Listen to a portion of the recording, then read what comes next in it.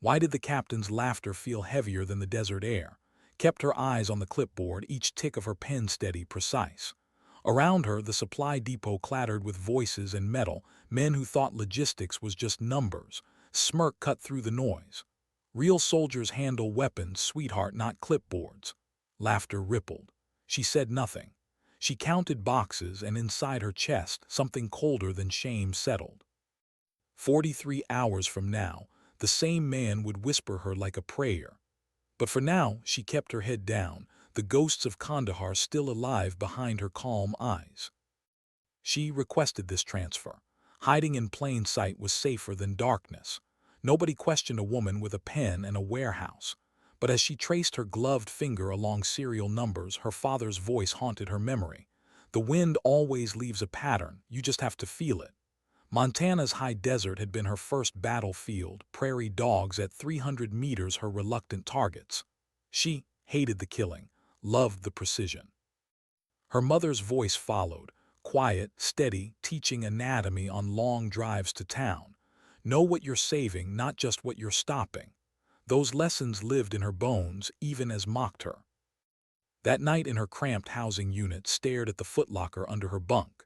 Inside, wrapped in silicone cloth, was the rifle they didn't know about, the one the Army had quietly authorized but never acknowledged.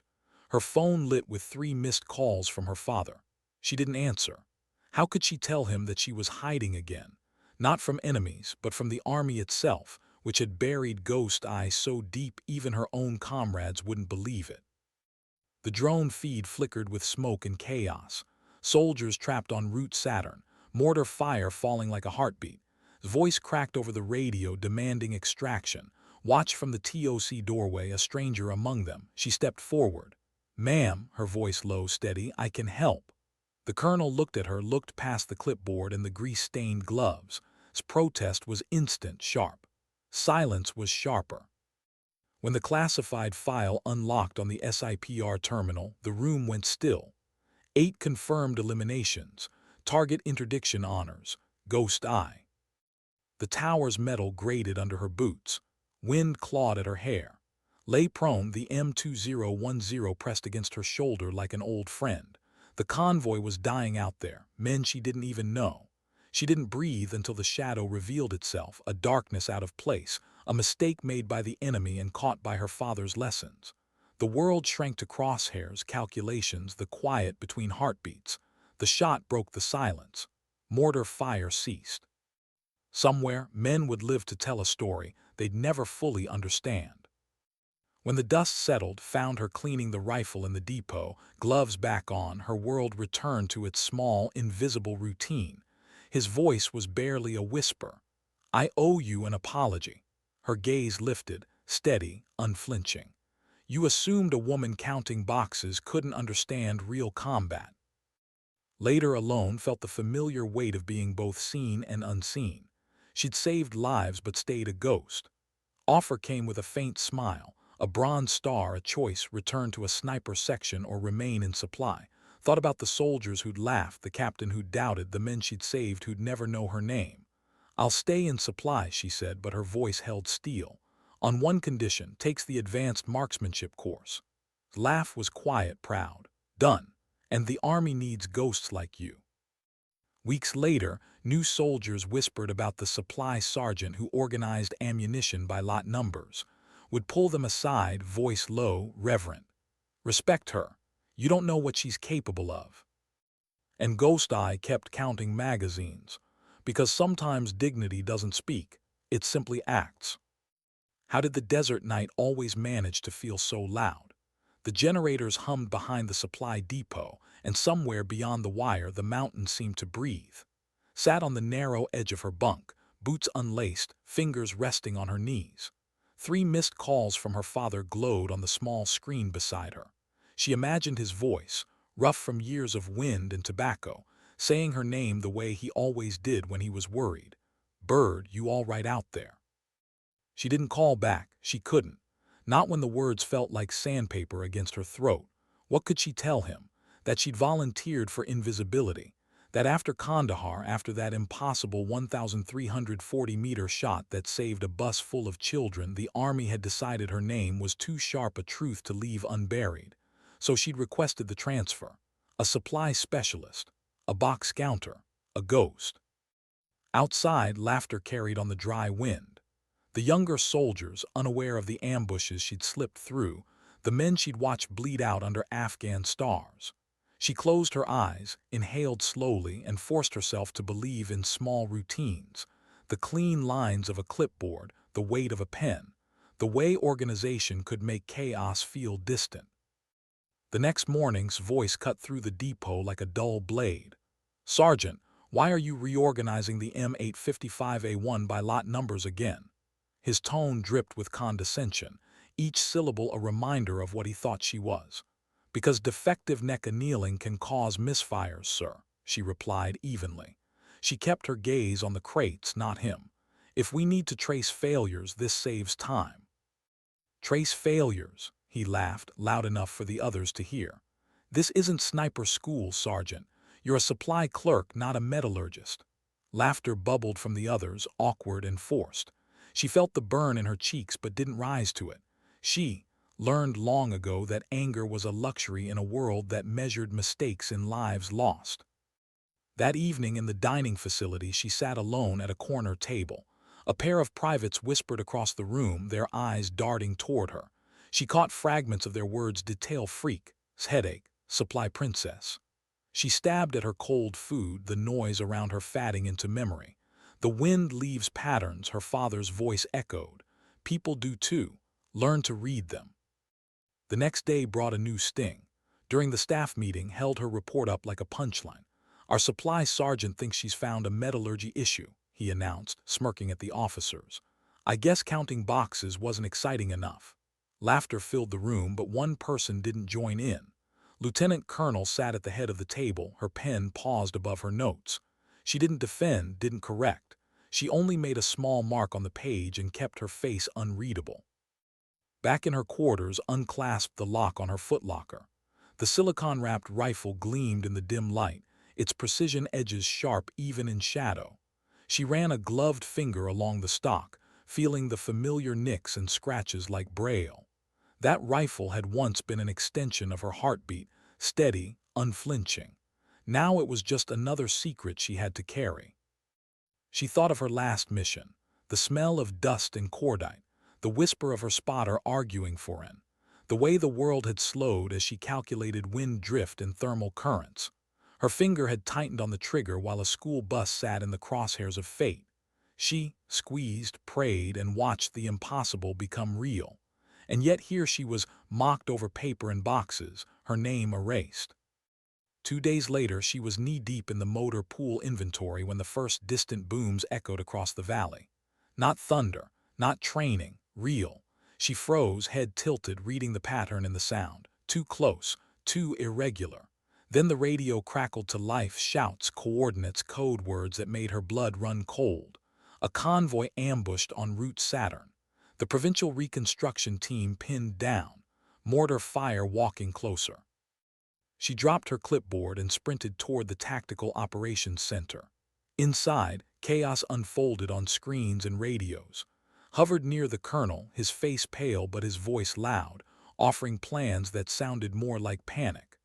Eyes locked on the drone feed. A column of armored vehicles stalled in a rocky horseshoe. Machine gun nests hidden among the stones.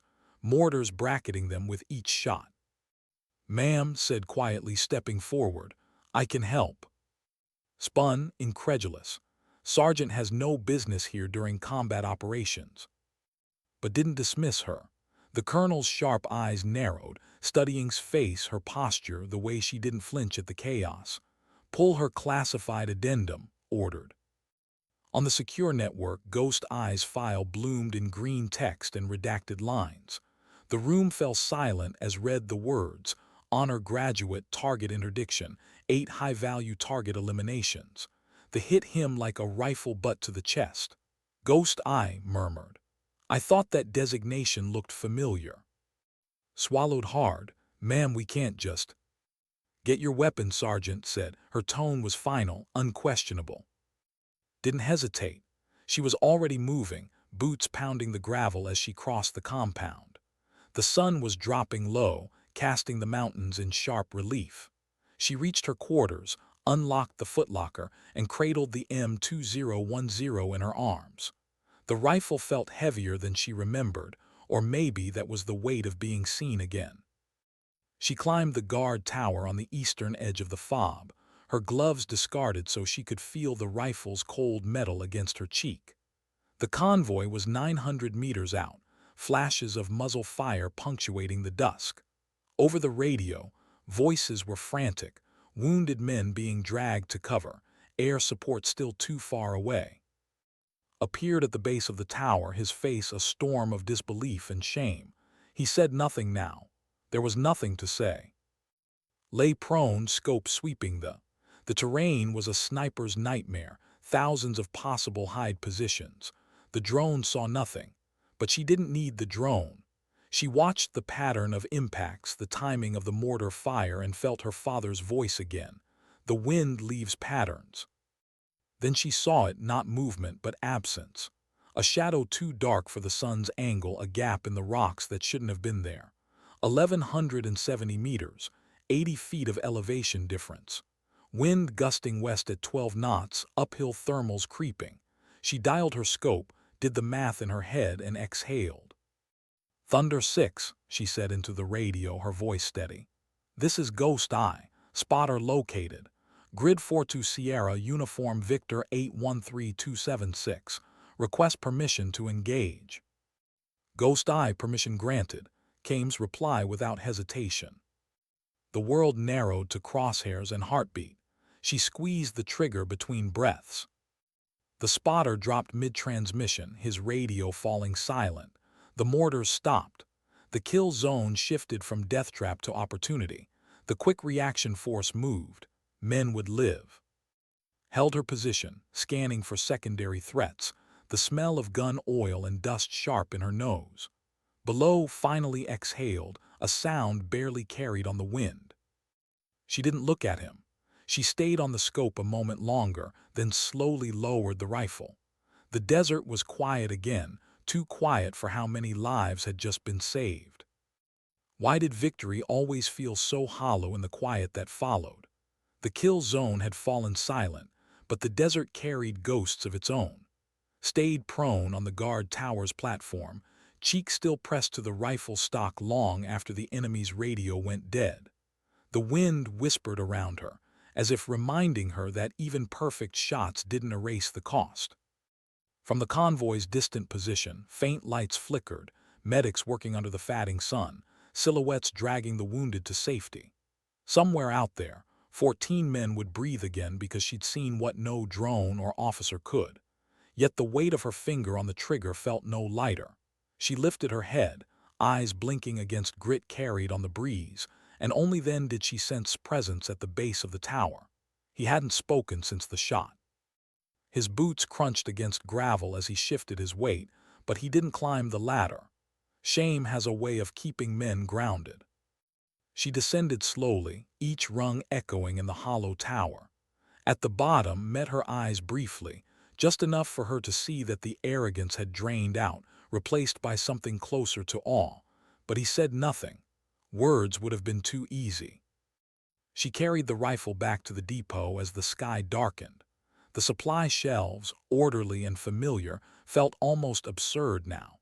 Boxes of ammunition lined in neat rows, clipboards hanging straight.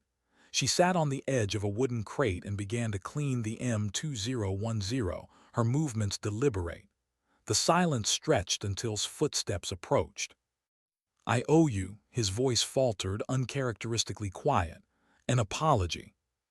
She looked up only briefly. "You assumed a woman counting boxes couldn't understand real combat," she said, her tone even, not cruel. "It happens, sir." He opened his mouth, closed it again, and left her with the smell of solvent and the rhythmic scrape of a bore brush. Later, alone, traced the rifle's barrel with her fingers, her mind slipping backward, to Montana's high desert and her father's steady voice. "Sometimes, bird, people need to underestimate you. It teaches them what they refuse to learn. But her father had also taught her that saving a life and carrying its weight were two different burdens. She wasn't sure which felt heavier now. The following morning the fob buzzed with quiet whispers. Soldiers who'd mocked her now glanced at her with something that felt like reverence and fear. New nicknames rippled through the chow hall: Ghost Eye, the box counter. She kept her head down just as she always had. She ate her oatmeal in silence, aware of the weight of their stares. At 900, Lieutenant Colonel summoned her to the command office. The colonel's face was unreadable, the same calm mask she'd worn in the TOC. A Bronze Star recommendation lay on the desk, the paperwork already in motion. Folded her hands.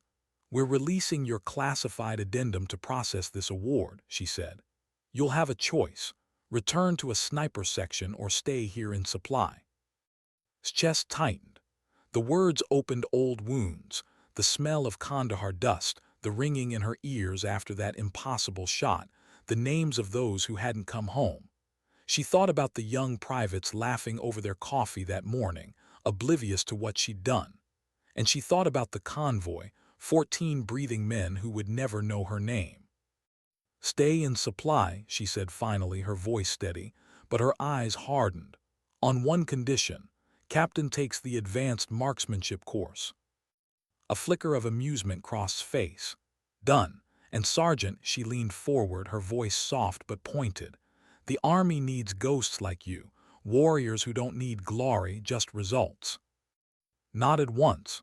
She left the office with the same calm stride she always used, even as a strange ache twisted in her chest. Recognition felt dangerous, like standing too close to a cliff's edge. That evening the sunset painted the mountains blood red. Found herself drawn to the guard tower again, rifle left behind this time. She climbed halfway up and sat on the ladder, her boots dangling over the air. From this height the base looked small, fragile against the vastness of Afghanistan. The wind was soft tonight, almost tender. She thought about the men in that convoy, how close they'd come to being just names on a list. Her mind drifted to her father again. The last time she'd visited Montana, he'd shown her the old Remington 700 he'd taught her on, its stock worn smooth from decades of use. "It's not the bullet that saves lives," he'd said. "It's the person willing to pull the trigger for the right reason, even when it costs them something." She wondered if he would understand why she'd hidden herself here, or if he'd be disappointed that she'd let the Army's silence dictate her own. She pulled out her phone, thumb hovering over his name, but she didn't press call, not yet. The next weeks passed in a strange quiet. The whispers faded. The fob returned to its routines: maintenance schedules, convoy runs, fuel requests. Avoided her at first, embarrassed, but over time his glances shifted from guilt to something like respect. Once in the depot he hesitated, then asked her about ballistic coefficients. She answered without sarcasm. Change, she realized, rarely arrived as thunder. It was more like wind, reshaping dunes grain by grain. One night while checking an ammunition manifest alone, she paused over a crate of match-grade rounds. Her fingers brushed the lot number, and for a heartbeat she was back in Kandahar, dust choking her lungs, a school bus caught in her scope. She closed her eyes, inhaled, and let the memory pass through her without breaking her. She'd chosen this life of invisibility because she understood what fame cost. Heroes were statues, and statues couldn't breathe. The base's loudspeaker crackled with evening announcements. Filed the manifest, adjusted a stack of boxes, and stepped outside. The desert sky stretched endless and starlit above her. Somewhere beyond those stars, men were calling home, telling their families how lucky they'd been today. None of them would know that a quiet woman with grease-stained gloves had been the reason. At Murphy's bar back home, years later, stories of Fob Chapman would become hazy legends. Soldiers would remember the ambush, the mysterious shot, the silence that followed. Some would swear they'd seen the marksman, a shadow on the tower, a whisper of Ghost Eye. But here and now stood under the Afghan stars, the weight of her rifle's memory in her hands, and chose once again to remain unseen. Because sometimes the loudest victories belong to the quietest warriors. Why did normal days feel so fragile after a close call? 2 weeks had passed since Route Saturn, but the base's routine felt like thin glass, solid underfoot, but one wrong step could shatter everything. Stood in the supply depot, a pencil tucked behind her ear, and pretended not to notice the glances that followed her. Respect had replaced mockery, but it came with a weight she hadn't asked for. She stacked ammo crates with careful precision, her gloves dusty from the morning's inventory. A private entering the depot hesitated, staring at her for a moment longer than necessary. "Need something?" she asked, her tone neutral. The kid swallowed hard. Just picking up the 7.62 rounds, ma'am." She watched him fumble with the requisition form. Once she would have smiled, cracked a small joke to ease the tension. But now she felt the distance between them like a canyon. The name Ghost Eye had spread far beyond whispers. Even soldiers who didn't know her face seemed to know the story. And with every quiet look, she felt herself retreat a little further. At lunch joined her table uninvited. The chow hall buzzed with noise, forks scraping trays, distant laughter, but around them the air seemed to thicken. He set down his tray and cleared his throat. "Marksmanship course starts next week," he said, not meeting her eyes. She nodded. "You'll learn a lot." His fork clattered against his plate. "You embarrassed me," he said, voice low, "but I deserved it." She paused, studying him. "You embarrassed yourself," she corrected gently. "The bullet didn't change who I was, Captain. It just reminded you who you were talking to." His shoulders slumped, the fight gone. "I'll be better," he said simply. For a moment she almost felt sorry for him, the way arrogance could crumble into humility overnight. But she let the moment pass. That evening she sat on her bunk and finally returned her father's calls.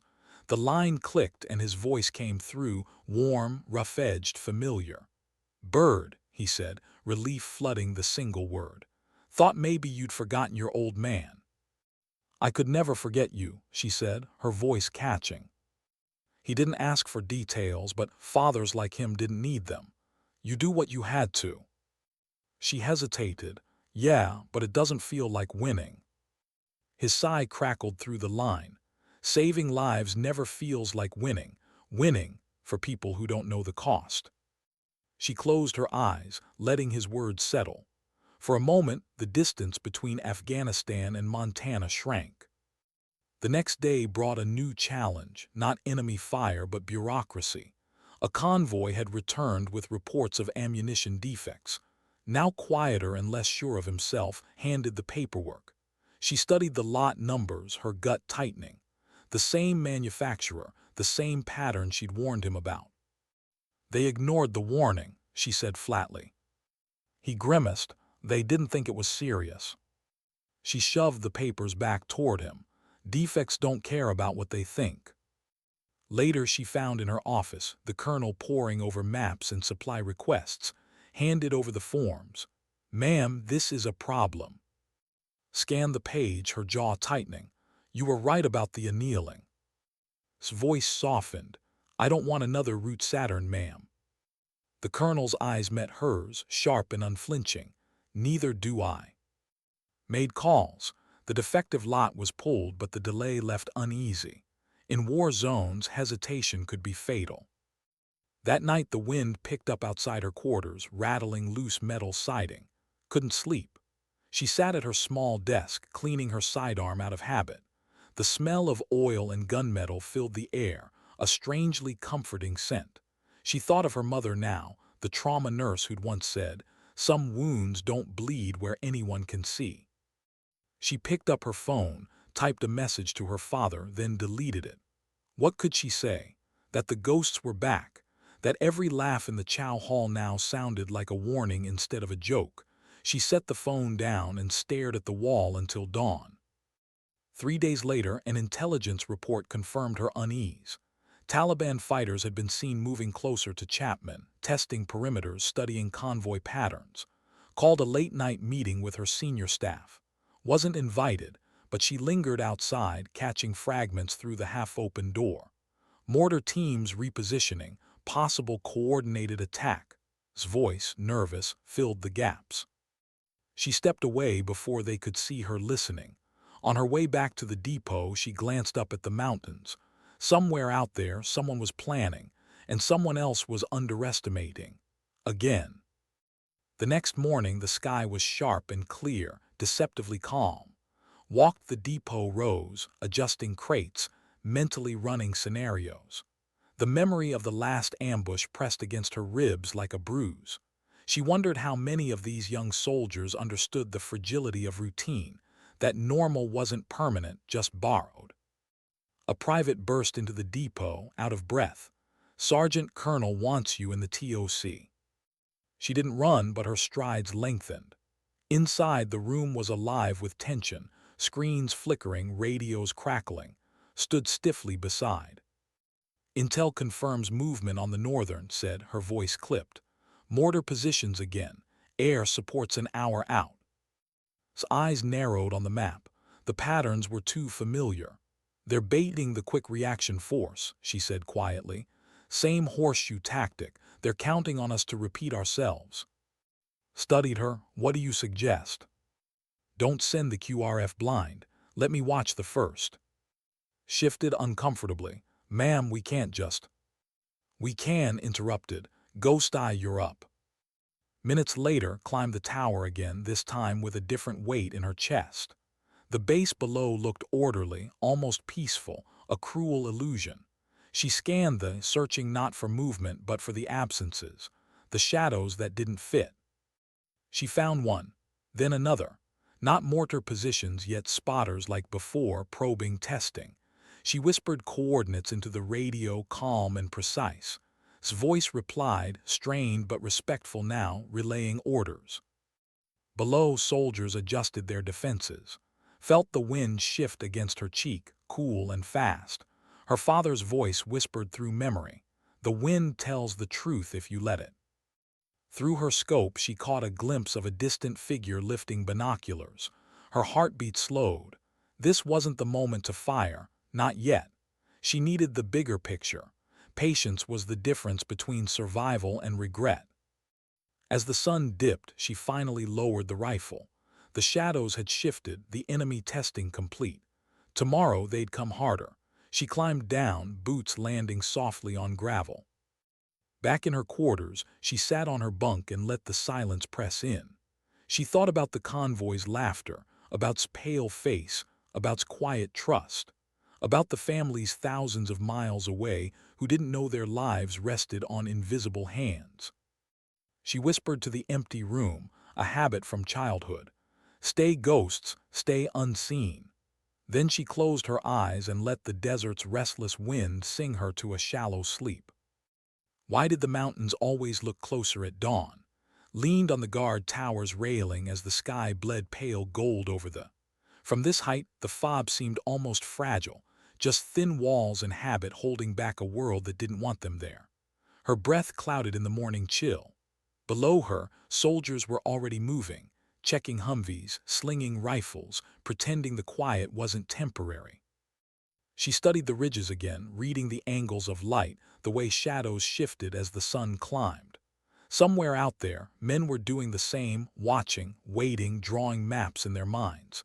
She felt their presence last night in the way the wind whispered wrong. Her father's voice echoed. "The wind leaves patterns, bird, trust them." Back in the depot, the day felt deceptively ordinary. Entered with a requisition form, his voice subdued. "Rounds for Convoy Bravo. Lot numbers this time." He met her gaze just for a moment. The old arrogance was gone, replaced by a grudging humility. She signed the form without a word. He hesitated before leaving. "About last night," he stopped, searching for something that wouldn't sound weak. "Thank you for catching what I didn't." She nodded once. "Pay attention to patterns, Captain. They're trying to teach you." In the chow hall, soldiers spoke in low voices. Rumors of an impending attack had trickled down the ranks, but no one wanted to say it aloud. A young specialist at the next table whispered, "It's like she can see through stone." His friend shushed him, glancing at. She ate quietly, pretending not to hear. That evening called a smaller meeting, just her, and the colonel's map was dotted with red marks across the Intel confirms increased movement, she said. Mortar teams, possibly RPG support. They'll hit the next convoy or the base itself within 48 hours. Cleared his throat. Air support, on standby, but if they're dug in. They will be, interrupted softly. They'll bait the quick reaction force again, but this time they'll have secondary teams waiting. They've learned. His eyes were sharp. What's your recommendation? Decoy convoy said. Draw them out, but it has to look real, and you'll need an overwatch they won't anticipate. The colonel considered this, then nodded slowly. You didn't flinch. Yes, ma'am. Discomfort flickered across his face, but he didn't argue this time. Maybe he was learning. The next morning prepared her rifle with methodical care. She stripped, cleaned, and reassembled the M2010, every click of the parts soothing her nerves. She checked the scope alignment twice, then 3 times. She loaded match-grade rounds with steady hands, her breathing even. Her father's voice came again. Do it right or don't do it at all. As she worked, a small photograph slipped from the corner of her footlocker, her parents on the ranch porch, her younger self perched on the railing between them. The sight cut deeper than she expected. She tucked it back gently. Arrived just before the decoy convoy rolled out. He looked at her rifle, then at her. You sure about this? She raised an eyebrow. Do you have a better shot? He shook his head. No, I wish it didn't have to be you. She slung the rifle over her shoulder. We don't get to wish for easier roads, Captain.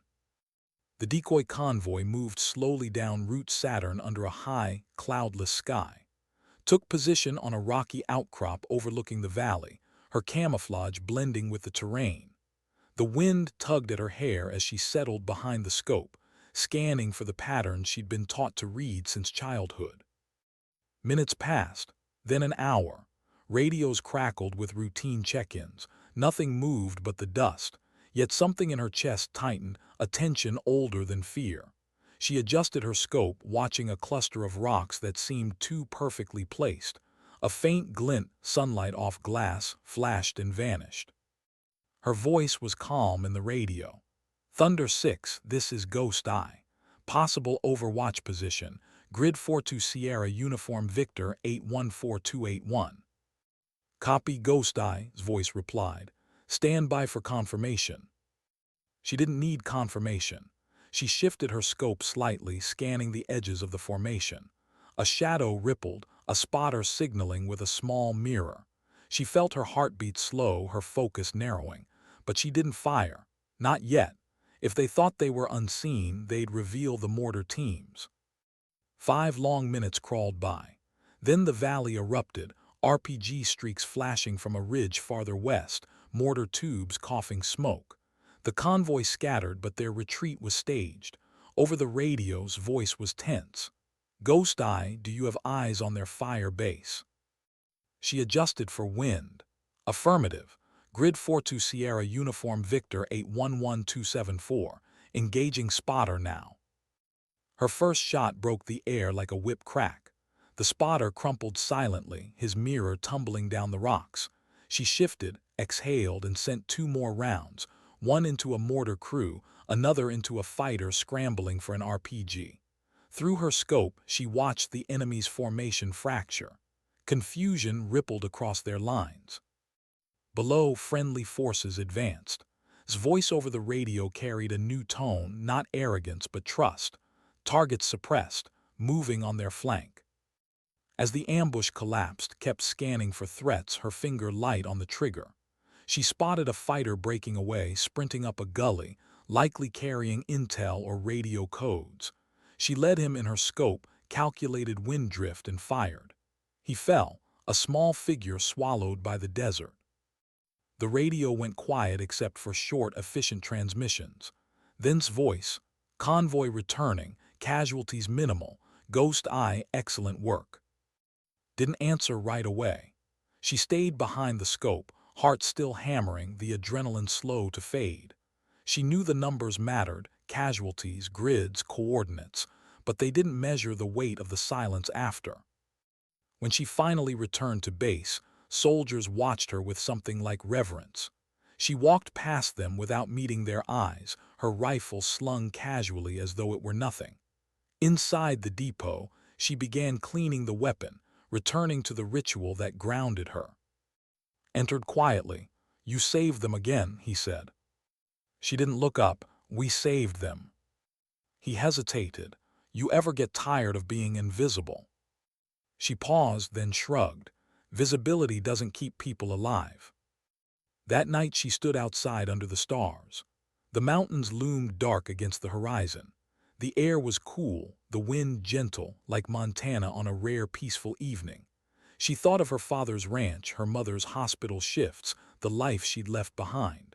A small, fierce pride warmed her chest, not for the shot, but for the choice to act when it mattered. She whispered into the quiet, "Stay, ghosts." Then she turned back toward the dim lights of the base, where tomorrow's routine would pretend today's danger had never happened. Why did calm mornings always feel like traps? The sun rose sharp over the base bathed in warm light that pretended nothing had changed. Leaned against the depot doorway, a mug of bitter coffee warming her hands.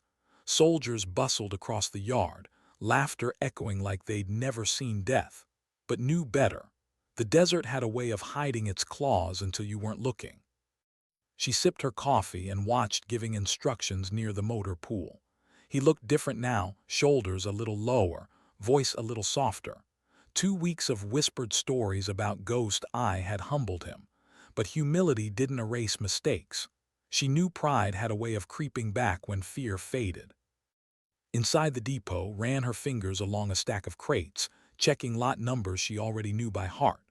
The repetition soothed her nerves, the illusion that order could keep chaos at bay. A photograph of her parents was tucked inside her logbook. Just the corner peeked out, her mother's hand resting on her father's weathered arm. The sight anchored her even as memories tugged. The school bus in Kandahar, the frantic radio calls, the quiet breath before a trigger pull. A knock on the doorframe broke her thoughts. Stepped in hesitant. "Convoy Bravo heads out tomorrow. Wants us triple-checking every manifest.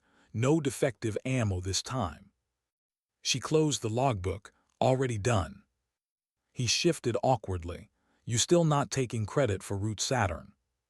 Her lips twitched, not quite a smile. "Credit doesn't bring the dead back, Captain." He swallowed hard, nodded, and left her to the silence. That evening summoned her to the TOC.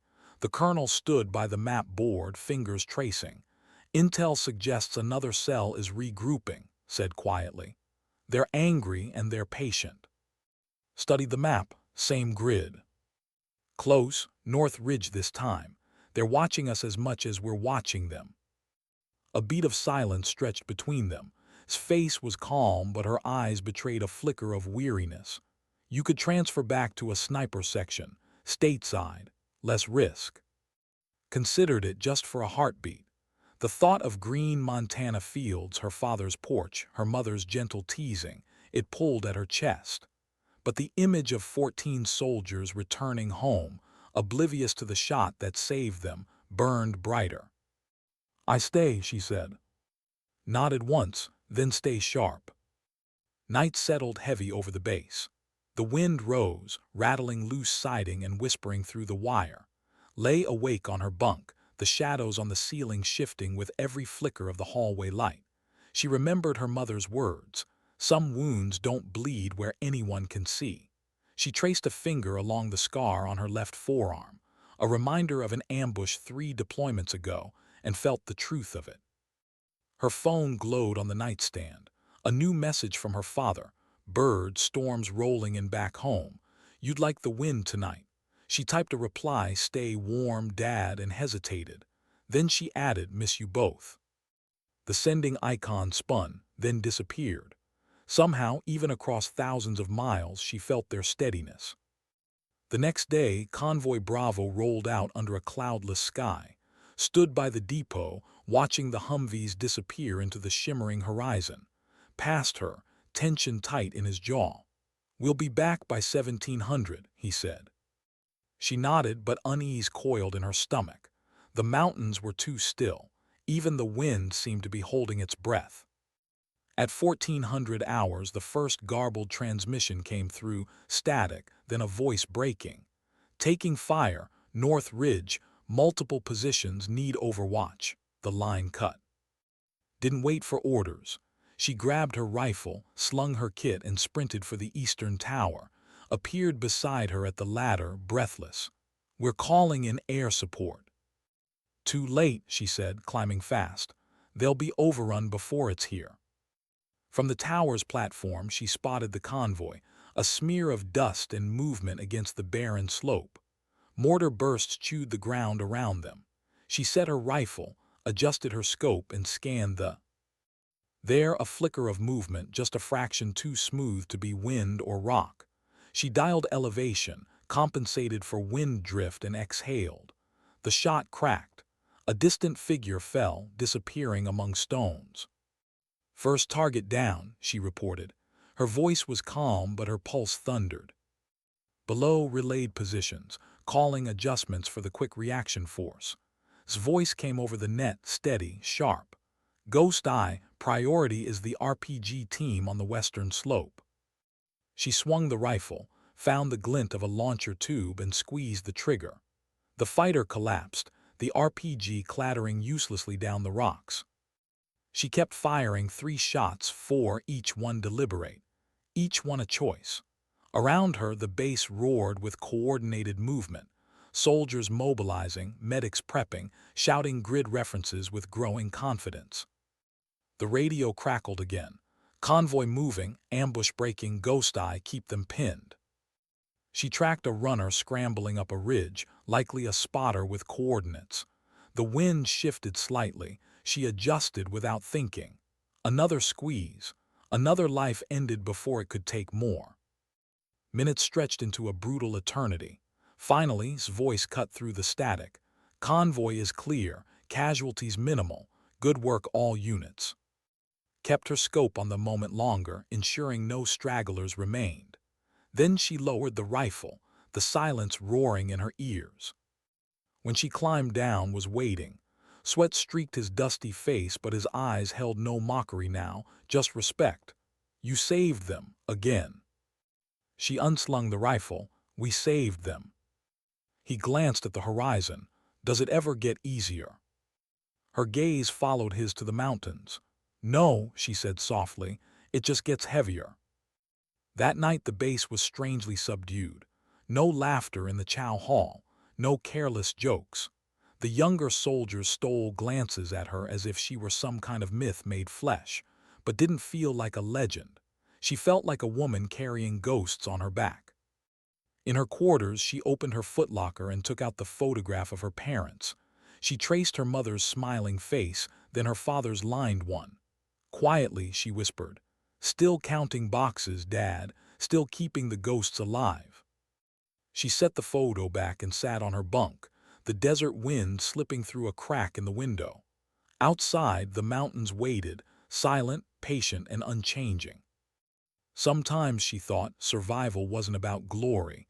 It was about the quiet work, the overlooked details, the boxes counted and recounted, the shots taken without fanfare, the patterns read in silence.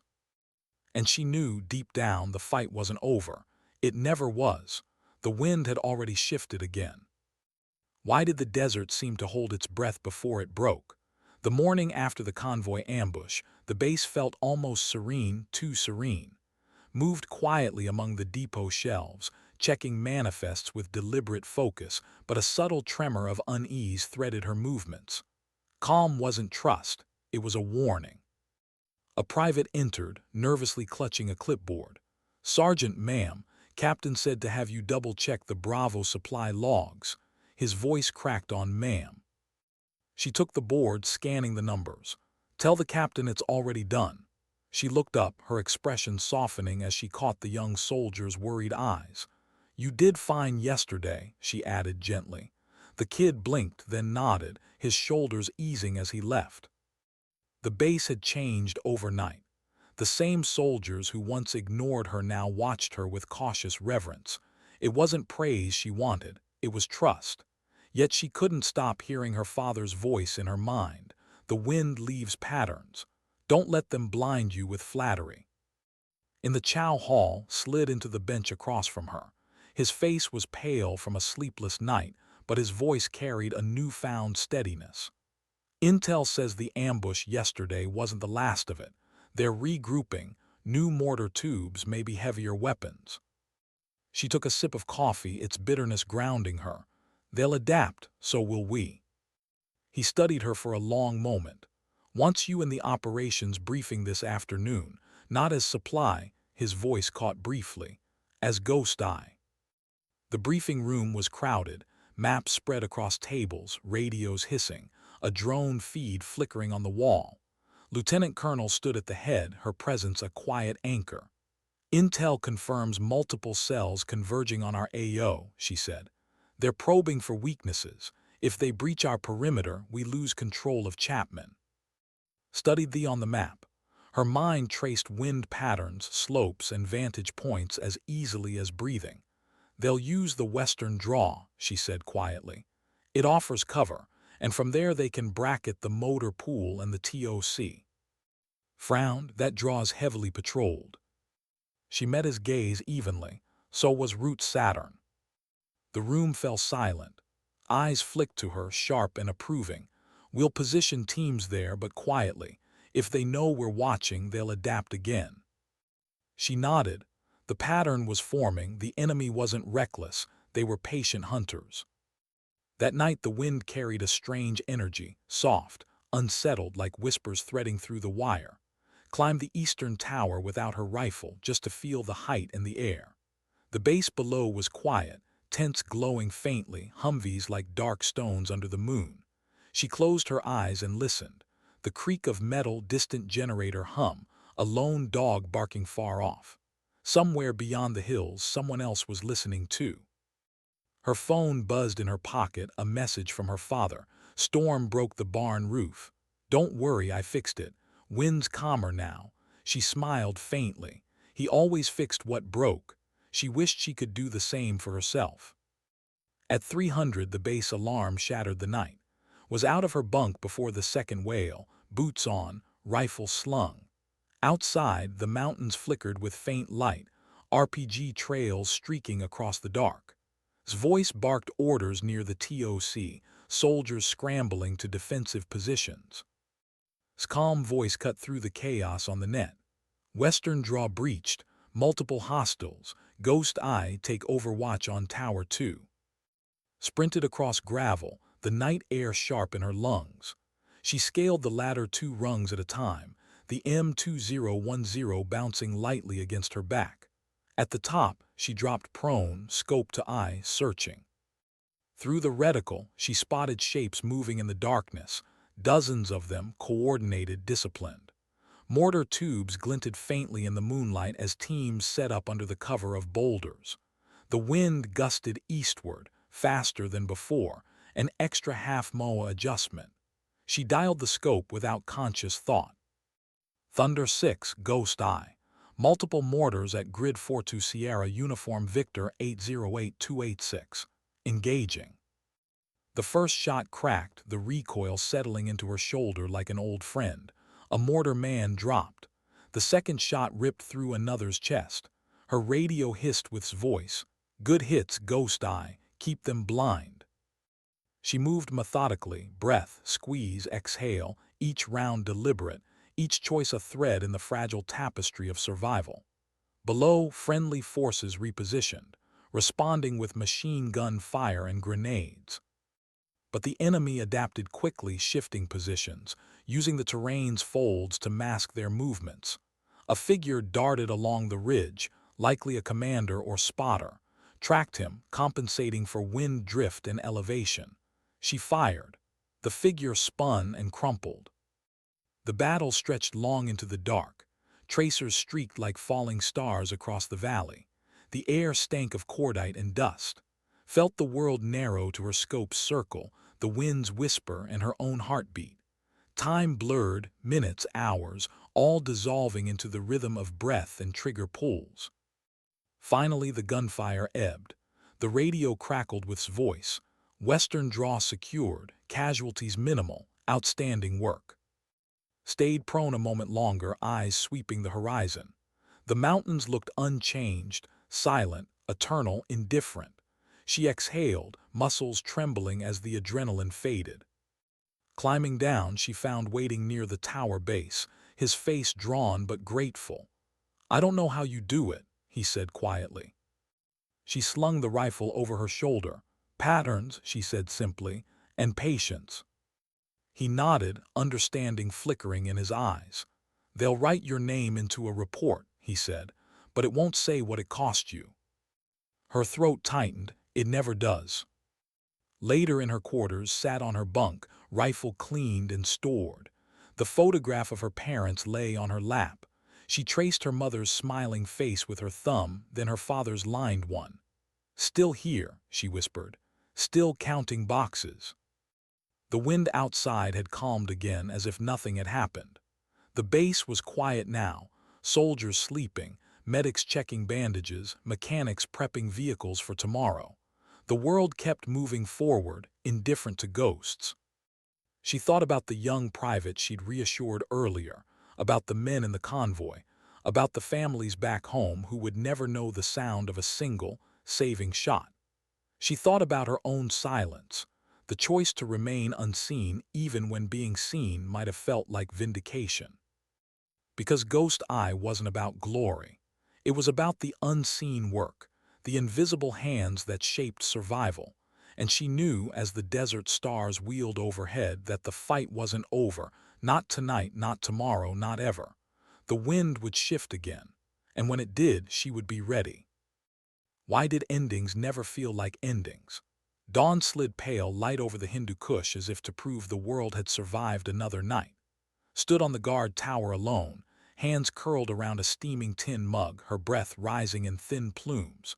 Below her the base stirred, soldiers stretching stiff limbs, Humvees grumbling awake, mechanics shaking dust from their boots. To anyone watching it looked like an ordinary morning, but knew how fragile ordinary really was. She sipped her coffee and let her eyes wander the horizon. They were serene now, but she could almost feel the ghosts lingering between the rocks. The echoes of mortars, the flash of RPG trails, the faint sound of a man's last radio call, they hung in the air like distant thunder that never arrived. Her father had once told her, "Victory isn't noise, bird. It's silence that doesn't take lives away." She understood that now more than ever. Down by the motor pool was already at work, his sleeves rolled, directing crews with a voice that had grown humbler over weeks of fire and failure. He caught her watching, raised a hand in a quiet salute, no sarcasm, no smirk, just acknowledgement. She returned the gesture, small but sincere. They were no longer adversaries. War had a way of sanding arrogance into something more useful. In the chow hall, soldiers paused their chatter when she entered. Some nodded respectfully. A few whispered to newcomers who didn't yet know the story of Ghost Eye, filled her tray with oatmeal and black coffee, sat alone, and let their voices fade into the background. Respect was fine. Silence was better. After breakfast, called her into the TOC. The colonel's face was drawn with fatigue, but her eyes held a glint of wry admiration. "Higher command has approved the Bronze Star," she said. "You'll get a formal citation," and hesitated. "They're offering you a transfer, stateside, advanced sniper instruction or special operations." His chest tightened. She thought of Montana's big skis, her father's barn, her mother's steady hands.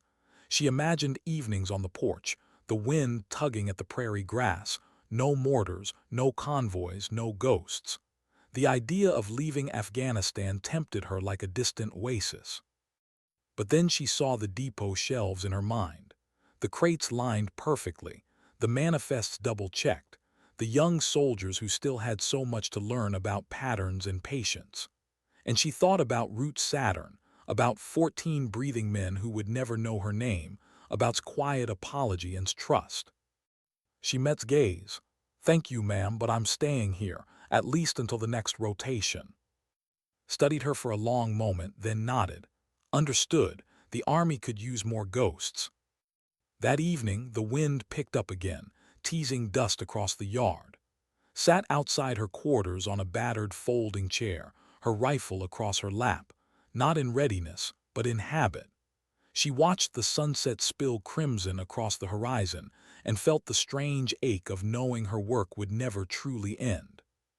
Approached quietly, hands shoved in his pockets. He stood beside her for a moment, saying nothing.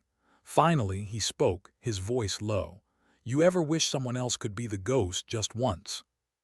She didn't look at him all the time. "But you still do it." Her lips twitched faintly, "because someone has to."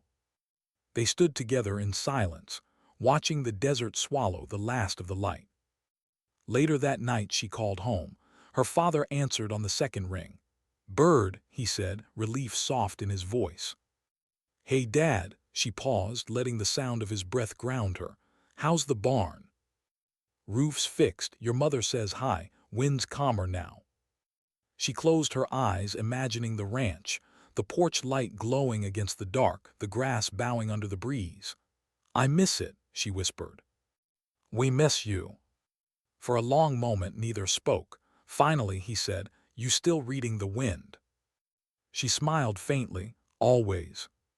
"Then you're all right." A week later, new soldiers arrived at Fob Chapman, fresh-faced and full of easy laughter. They barely glanced at the woman counting ammunition boxes. To them, she was just another supply sergeant with a clipboard and grease-stained gloves. One young corporal, emboldened by ignorance, muttered to a friend, "Bet she's never even fired that rifle she bobbies." Overheard, he stepped close, his voice a low warning. "Respect, Sergeant," he said quietly. "You have no idea what she's capable of." The corporal blinked, confused, but the warning carried weight. Didn't elaborate. Some stories weren't meant for easy telling. Hearing none of this, kept counting magazines. The familiar scratch of pencil against paper, the careful alignment of crates, the routine, these were her sanctuary. Out of sight, out of glory, but never out of duty. That night she climbed the tower again. The desert stretched endless under a scatter of stars. The wind carried a cool, gentle touch, like Montana on a rare, peaceful evening. She closed her eyes and let the silence wrap around her. In her mind, she saw the school bus in Kandahar, the convoy en route Saturn, the terrified faces she'd saved without ever being seen. And she saw her father's weathered hands teaching her to adjust for wind drift, her mother's voice teaching her what wounds truly meant. She whispered into the night, "Sometimes dignity doesn't speak, it simply acts." The wind shifted, soft and sure, as if in answer. Ghost Eye opened her eyes and scanned the horizon one more time. Somewhere out there, danger was already moving, shadows forming, patterns shifting. But for this one fragile moment, the desert was still. She adjusted the strap on her rifle, took a deep breath, and descended the tower, leaving only footprints in the dust and a silence that spoke louder than any metal ever could.